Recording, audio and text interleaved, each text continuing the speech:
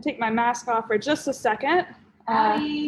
Welcome to Craft Chats. I'm Kathryn Hall, curator at Houston Center for Contemporary Craft, and my name is María-Elisa Heg, and I'm a curatorial fellow here at Houston Center for Contemporary Craft. And we wanted to say hi just for a minute without our masks so that you could see our faces, what we are, since we're going to be walking through the space together. Put these back on just so that we could be safe while talking to you all. So thank you so much for tuning in, and welcome to this edition of Craft Chats, Ask a Curator. So before we begin, I just wanted to kind of plug a few events that we have coming up at the Craft Center. This upcoming Saturday from 11 to 1, we have our Hands on Houston to Go, and it's going to be a really fun holiday festive Hands on Houston this go around, where we're actually going to be making scratch foam wrapping paper. So we look forward to having you stop by, pick up your kit, and I'm going to let María-Elisa talk about her upcoming workshop. Yeah, so coming up on, oh, thank you. I'll take a seat.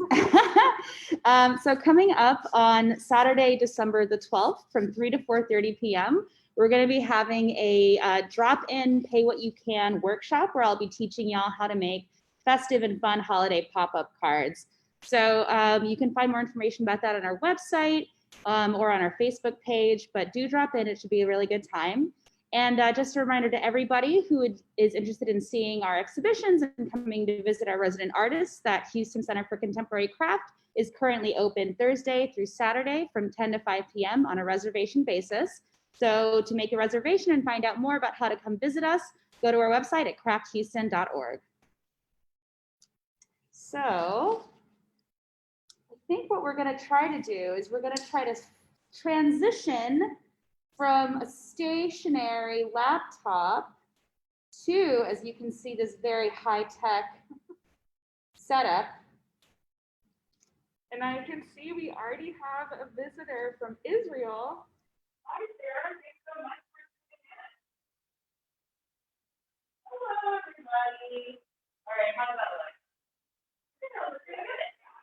So while Kathryn is monitoring our chat, and I know that y'all are full of questions for us, I'm just going to spin around here to show you where we currently are standing. This is our Asher Gallery space. And as you can see, we're actually in the process of de-installing the last exhibition, which I'll just going to turn around here and show you the title. One is in residence 13th edition.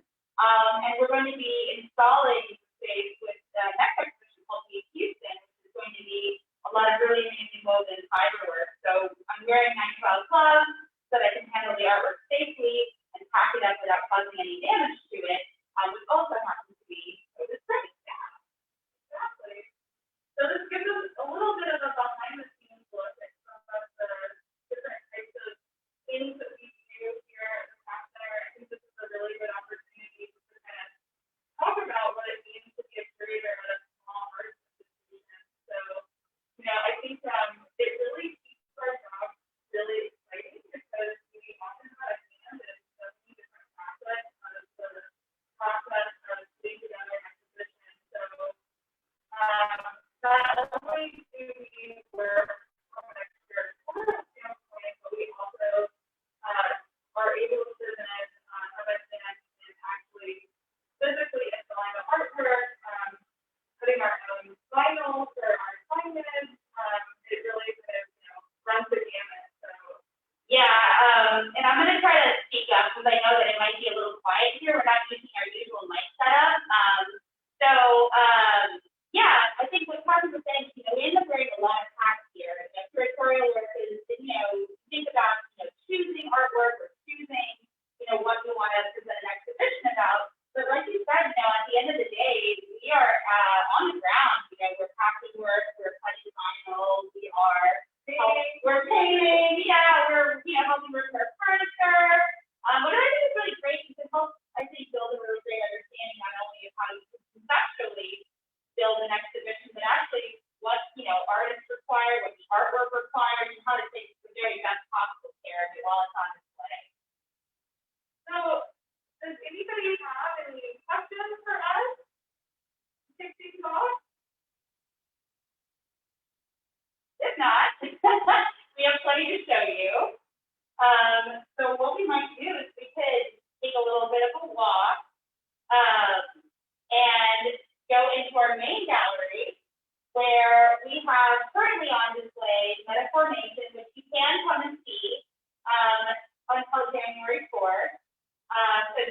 our website for more information about that, but maybe we'll just take a little walk into that space, talk a little bit about more what the curatorial workflow looks like from that perspective. So let's go.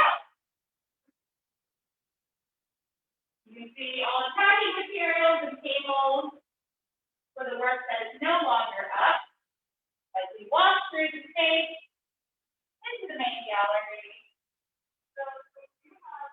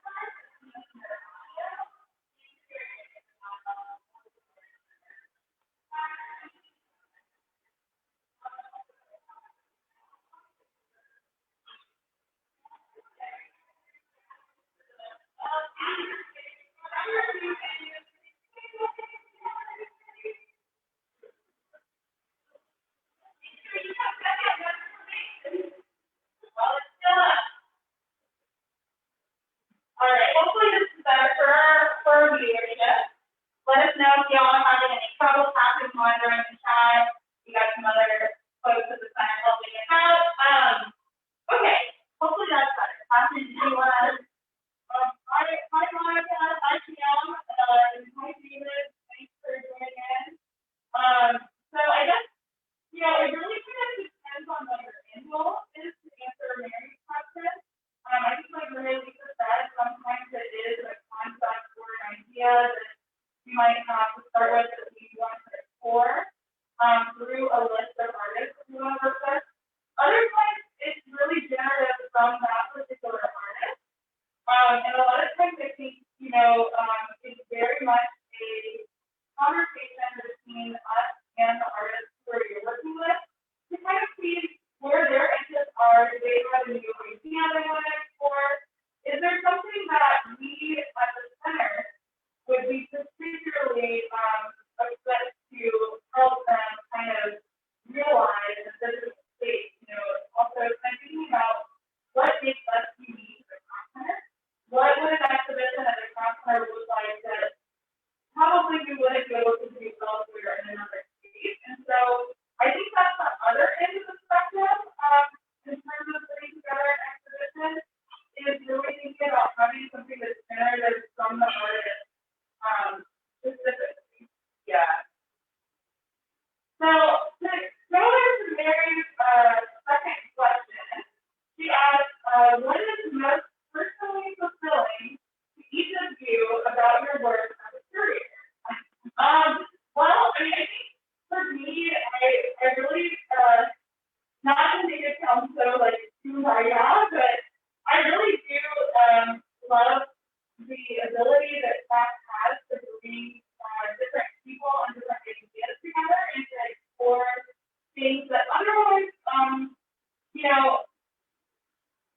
might be difficult to talk about, or something that really, I think, allows a person to come into the space and it might challenge the way that they think about something, and it may also provoke a conversation between a visitor and maybe another audience member about what they're looking at. And I think, for me, it really does come into play this idea of really trying to explore different ideas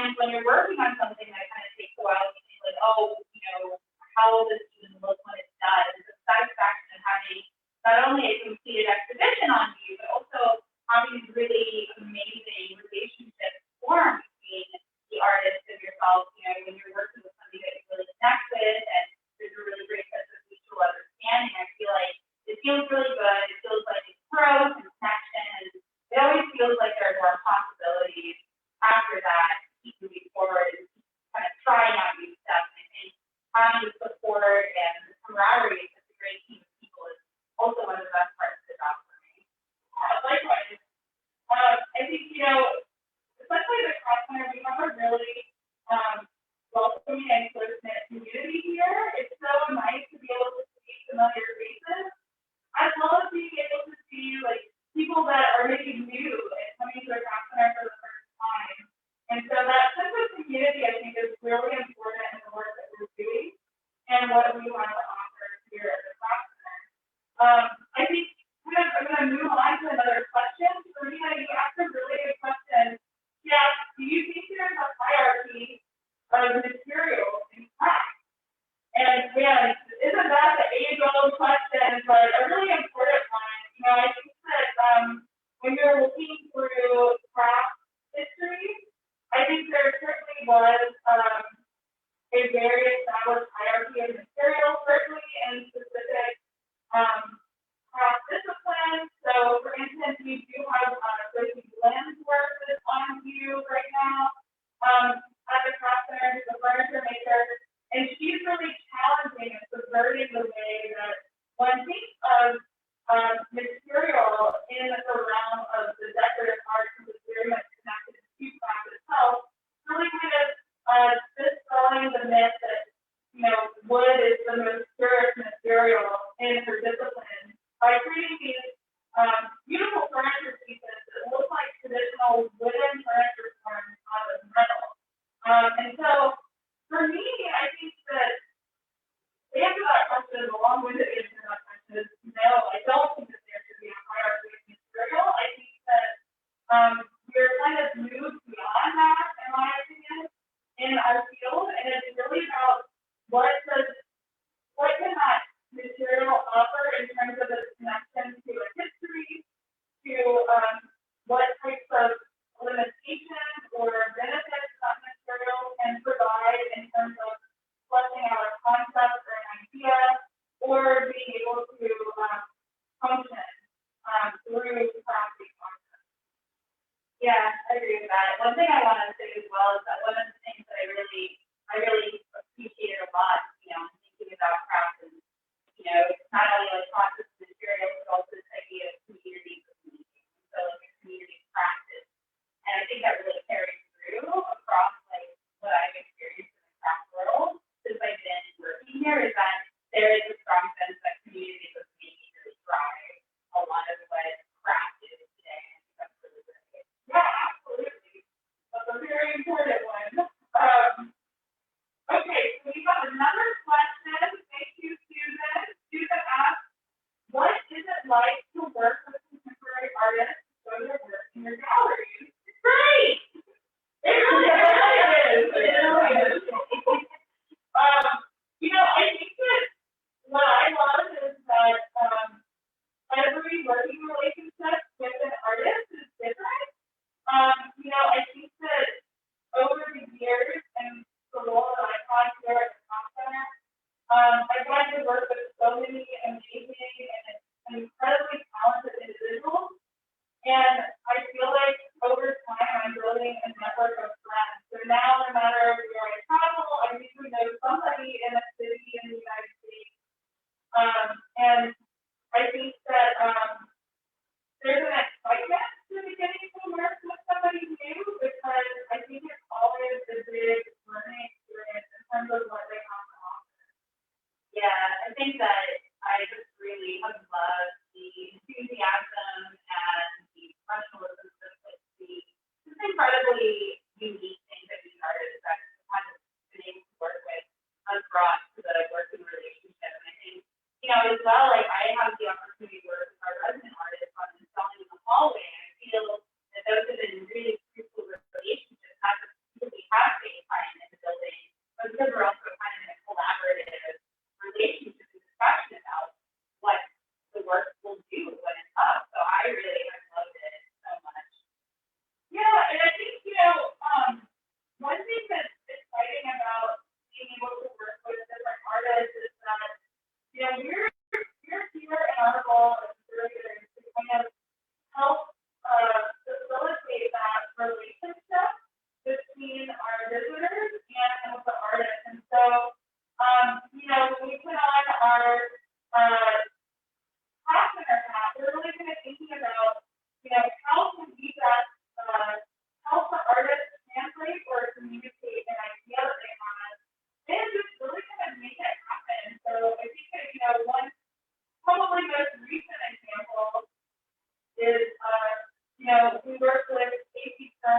winner, and he wanted to create a 13-foot tall suspended aluminum axle from our space, and that was something very new for us.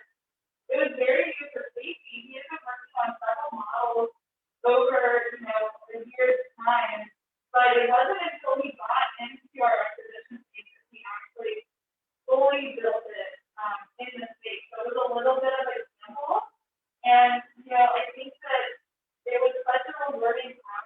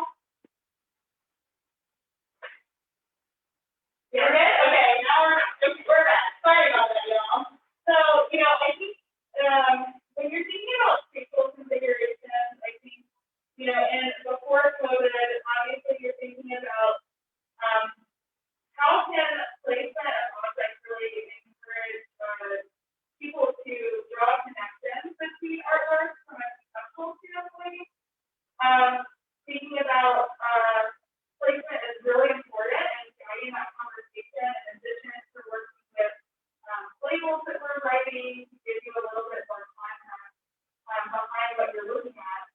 In this note, we kind of added another layer of consideration, which is how can you create a safe environment for people to actually view and experience artwork in a physical space. And so this go around, we decided to make sure that we were asking people to enter into the gallery in one direction so we could help monitor traffic flow.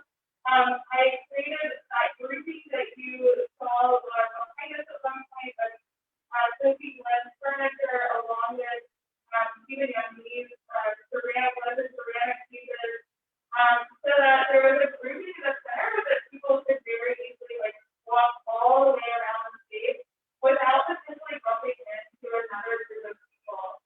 And so really also one thing beyond this COVID too, when we're thinking about space, we're also thinking about accessibility.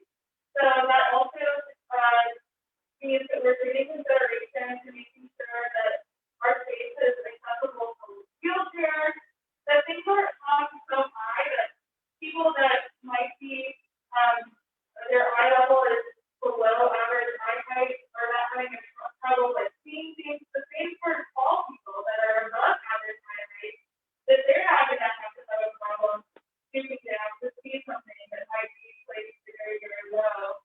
So these are all kinds of considerations in addition to lighting, as well as like the size and the color for people who might be colorblind of the actual text that we're putting into our exhibition space. So these are all considerations that as curators we're kind of thinking through to make sure that we can really offer the best experience to anybody that comes in our door. So, any other questions from our audience? Well, it's 1:30. Oh, it's already 1:30? Wow, that's really too high. Well, and I guess if there are no questions, thank you for bearing with us as we kind of navigated through some weird Wi-Fi and sound issues. Of course, we really appreciate your patience. I think we're all having to do a lot of learning around these things, and I think that it's really great for us to have this kind of share what we do with y'all, but also to kind of be interacting with you. We really miss everybody. So we really do hope that, the next time you come visit us, you see one of us, you thought of something that you didn't ask us during the session, feel free. We love to talk to you. We love to see you. And we really look forward to, having our next round of exhibitions go up and to share with you. Thanks, everybody. Thanks.